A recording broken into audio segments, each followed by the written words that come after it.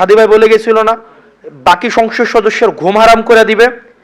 আগামী সংসদে যারা যাবে তারা যদি মনে করে থাকে সংসদ হচ্ছে একটা ব্যাড অফ রোজেস, ওখানে গিয়ে আরামে কাটাবে এবং ওই সংসদ সদস্যের এই পদটাকে এটাকে ক্যাপিটালাইজ করে তারা ব্যবসা করবে, তারা হচ্ছে জনগণের সাথে প্রতারণা করবে, তারা নতুন নতুন ঠিকাদারি লাইসেন্স করবে, নতুন নতুন ঠিকাদারি লাইসেন্স করে তারা বিদেশে পাচার করবে, ওই সব সংসদ সদস্যদের ঘুম হারাম করে দেবে ইনশাআল্লাহ। খেলাপিদের নির্বাচনটা হচ্ছে একটা উপলক্ষ, এটা একটা সিজন, মৌসুম, তাদের হচ্ছে ঋণগুলাকে রিশিডিউল করা, অর্থাৎ নির্বাচনের আগে ব্যাংক থেকে একটা স্টে নিবে, স্টে নিয়ে হচ্ছে নির্বাচন করবে, যদি জিতে যায় তাহলে তো ঋণ দেওয়া দূরের কথা, এই এমপির তো বেঁচে ট্যাক্স ফ্রি গাড়ি নিবে, যখন আবার নতুন করে ব্যবসা খুলবে, এরপরে হচ্ছে আবার ইয়া করবে, ওই যে টেন্ডারবাজি করবে, ঠিকাদার থেকে পুঁজি নিবে, অর্থাৎ তাদের কাছে এই নির্বাচনটা হচ্ছে একটা মানি মেকিং মেশিন। আর এটা একটা অসুবিধা, আমরা মনে করি আমার আশেপাশের মানুষগুলো যেমন, গ্রামের মানুষগুলোও তেমন, সবাই মনে হয় শুধু আমারই ভোটার, শুধু আমারই ভোটার। আরে ফেসবুকেও তো আমার কথা, রিলসেও আমার কথা, আশেপাশে সবাই কয় আরে তুমি তো জিতে যাইতেছ।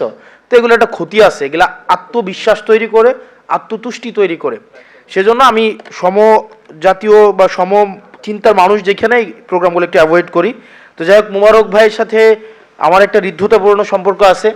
আর বুড়িচং এটা হচ্ছে আমার মামার বাড়ি, আমার কলেজ হচ্ছে পারুয়ার আব্দুল মতিন খসরু কলেজ, আমি কলেজে ওই কলেজ থেকে পড়াশোনা করি।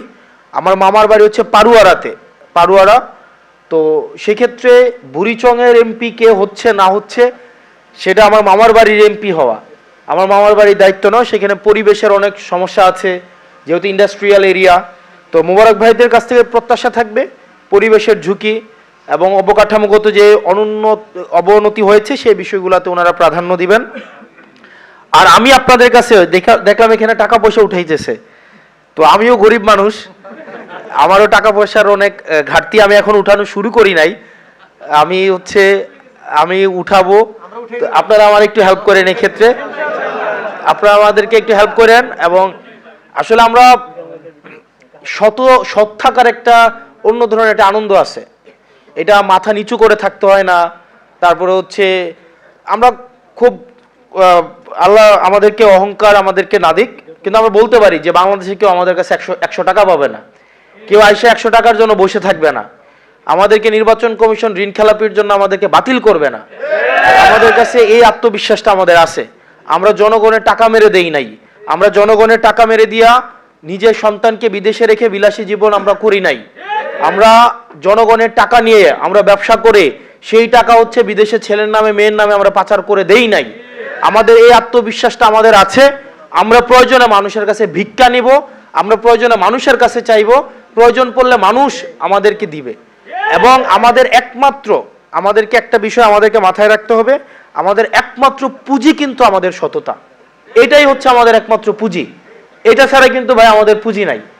আমাদের ওই দিন একজন বলতেছে যে নির্বাচনে 2টা সার্ভিস, এক হচ্ছে ফুড সার্ভিস আর এটা হচ্ছে মাউথ সার্ভিস। ফুড সার্ভিস এবং মাউথ সার্ভিস, পাও চলতে হবে, মুখও চলতে হবে, এবং 2টা সমন্বয় ঘটলে মানুষের কাছাকাছি যাওয়া যায়। আর আরেকটা যেটা আমাদের কনস্ট্যান্ট পুঁজি সেটা হচ্ছে সততা। তো সেই জায়গা থেকে আমাদের রাজনীতি যদি আমরা দাঁড় করাইতে চাই সেক্ষেত্রে কিন্তু বাবার পাশে আসি বলে চলে গেলে হবে না, আমাদেরকে অর্থ দিয়েও সহায়তা করতে হবে, সমর্থন দিয়েও সহায়তা করতে হবে, আমাদের পাশে এসে দাঁড়াইতে হবে, তাইলে আমরা তরুণ প্রজন্ম আমরা রাজনীতিতে আসব। কিন্তু যদি ব্যাপারটা এমন হয় যে আমাদের নির্বাচন করতে হলে আমাদের ব্যবসায়ীদের কাছে যাইতে হচ্ছে, আমাদের আব্দুল আওয়াল মিন্টুদের মতো যারা আমাদেরকে বলে ব্লাডি সিটিজেন, যারা হাসিনার আমলে হচ্ছে গওহর রিজভী হচ্ছে যার ব্যয় 2001 সালে যার টাকা ছিল 5 কোটি টাকা, এখন আসে হয়েছে 595 কোটি টাকা, অর্থাৎ পুরো হাসিনার আমলে 101 গুণ সম্পদ বাড়ছে। যে সে যখন আমাদের মতো যারা খেটে খায়, যারা কামার কোমরের ছেলে, যারা হচ্ছে কলকারখানার, যারা হচ্ছে শ্রমিকের ছেলে, যারা হচ্ছে রেমিটেন্স যোদ্ধা, তাদেরকে যারা বলে ব্লাডি সিটিজেন, আমরা তাদের কাছে কিন্তু তখন যাইতে হবে। আপনারা কি চান এই এলিটদের কাছে আমাদের রাজনীতিটা আমরা বন্ধক দেই?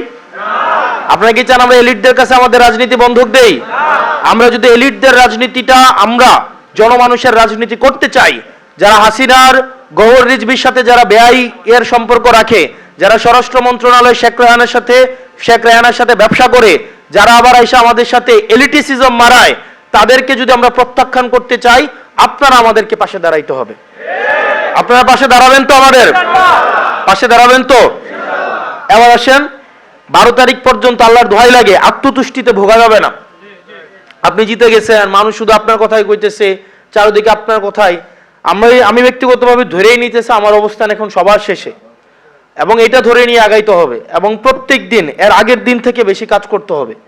আজকে যদি 10 জন মানুষের কাছে যান, এরপরের দিন 12 জনের কাছে যান, তারপরের দিন 14 জনের কাছে যান। শুধুমাত্র তাদের কাছে যাইয়েন না যারা অলরেডি আপনার ভোটার বা আপনার সমচিন্তার মানুষ, যারা অলরেডি মোরাকাবা করে সিদ্ধান্ত নিছে আপনারা ভোট দিবে না, তাদের কাছেও বেশি করে যান। আপনার কাজ হচ্ছে যে ভোট দিবে তার কাছে যতবার যাবেন, যে ভোট দিবে না তার কাছে আরো বেশি করে যাইতে হবে। আমাদের সবার কাছে আমাদের দাওয়াত পৌঁছাইতে হবে, হবে না? হবে কিনা? সেজন্য আমাদের সবার কাছে আমাদের যাইতে হবে, এবং প্রত্যেক দিন প্রত্যেকজন অন্তত 10 জন করে মানুষের দায়িত্ব নেন। প্রত্যেক দিন প্রত্যেকজন অন্তত 10 জন করে মানুষের কাছে যান, প্রয়োজনে পায়ে ধরেন। চাঁদাবাজি করার থেকে, আমি প্রায় বলি, চাঁদাবাজি করার থেকে ভোট ভিক্ষা করা অধিক সম্মানের। আমরা মানুষের পায়ে ধরবো, প্রয়োজনে একটা ভোটের জন্য আমরা ভিক্ষা চাইবো, আমরা মানুষের দরজায় দরজায় যাইবো। আমরা তার চাঁদাবাজি করে ব্যাংকের টাকা মেরে দিয়ে হচ্ছে জনগণের কাছে হচ্ছে, এটা হচ্ছে একটা অনেক। তো এই মানি মেকিং মেশিন আমাদের হইতে দেওয়া যাবে না। তো সেজন্য আপনাদেরকে প্রত্যেক দিন অন্তত 10 জন করে মানুষের কাছে যাইতে হবে, এবং প্রতিনিয়ত নিজের অবস্থানকে সবার শেষেই ভাবতে হবে। এবং আমরা আরেকটা বিষয় হচ্ছে, আমি যেখানে আসছি আপনারা টাকা পয়সা তো দিবেনই, এর পাশাপাশি আরেকটা দিবেন তো নাকি? আমি তো ওটা দিয়ে আমাদেরকে, আমরা হচ্ছে এই টাকা পয়সা হচ্ছে আমাদের একটা অ্যাকাউন্ট আছে, আমরা এটা পাবলিক করব। ওই অ্যাকাউন্টে আমাদের নির্বাচনী যে বাজেট, যে ফান্ড, আমরা ইনশাল্লাহ সংসদে গিয়ে এগুলো কথা বলবো। যদিও নির্বাচনী যে ফান্ডের কথা বলা হয়, প্রত্যেকটা প্রার্থী দেখেন, আমরা যে ফান্ড বলছি, বলেন তো নিজের বিবেকের কাছে এটা প্রশ্নবিদ্ধ হই না আমরা? এই ফান্ডে কি নির্বাচন হয় বা হবে? হবে বলেন? বাংলাদেশের যতগুলা প্রার্থী নির্বাচনে দাঁড়াইছে প্রত্যেকেই মিথ্যা কথা বলতেছে এখন, প্রত্যেকেই। যতগুলা সংসদে যাবে, ইনক্লুডিং আমি সহ হচ্ছে এখন মিথ্যা কথা বলতে হবে, বাধ্য হইতে হবে আমাকে। আমি চাই না মিথ্যা কথা বলতে, আইনের কারণে। 40 লাখ টাকা, 30 লাখ টাকা কোনো আদম সন্তান যারা সংসদে যাবে বুকে হাত দিয়ে বলতে পারবে শুধু এই টাকাটা খরচ করে সে সংসদে যাবে?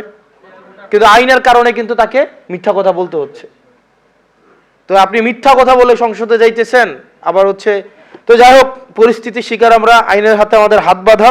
সংসদে এই বিষয়গুলো নিয়ে আমরা কথা বলবো, যে এই বিষয়গুলো নিয়ে ইনশাআল্লাহ আল্লাহ যদি রিজিকে রাখে, আল্লাহ যদি তৌফিক দেয়, এই যে বর্জুয়াদের যে আইন বানানো, এবং হচ্ছে আমাদের যেই মিথ্যা কথা বলতে বাধ্য করা, অসৎ হইতে বাধ্য করা, এই জায়গাগুলোতে হচ্ছে আমরা যেন জনগণের কাছে যেন আমরা স্পষ্ট হইতে পারি, জনগণের কাছে যেন আমরা সৎ হইতে পারি।